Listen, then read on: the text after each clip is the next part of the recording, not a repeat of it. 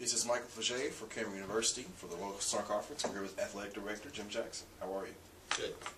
Talk a little bit about Cameron's affiliation with the Lone Star Conference. Well, you know, I think we're a strong member in the Lone Star Conference, and we're very proud of the fact that we are in the Lone Star. And I think that the Lone Star is probably, viewed from coast to coast as one of the strongest athletic conferences in the country. A lot of changes happening in the Lone Star Conference. Next season, you'll be the only school in Oklahoma in the Lone Star Conference. What does that say about Cameron? What does that say about the Lone Star Conference? Well, I really don't know what it says about, the conference or even Cameron, but, I think that the Lone Star Conference is where we need to be, and we're a good fit for them. It'll be interesting being the only Oklahoma school. I'm not afraid of that. I just think that's those schools that are in Texas and eastern New Mexico are strong schools, both athletically and academically, and we want to align ourselves not only athletically but academically with them.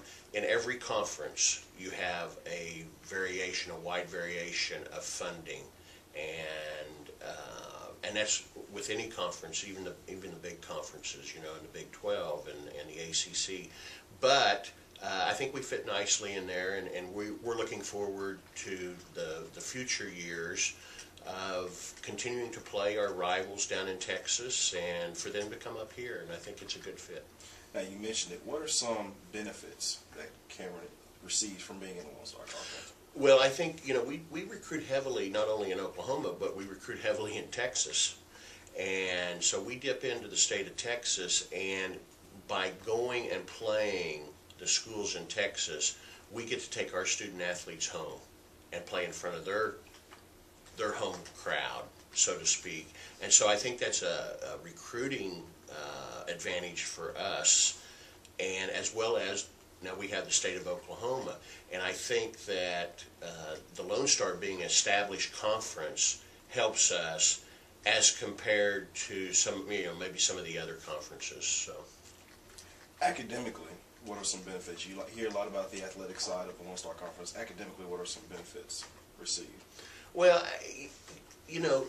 let's face it, we're Division II. Student athletes come to get an education. They come to play ball.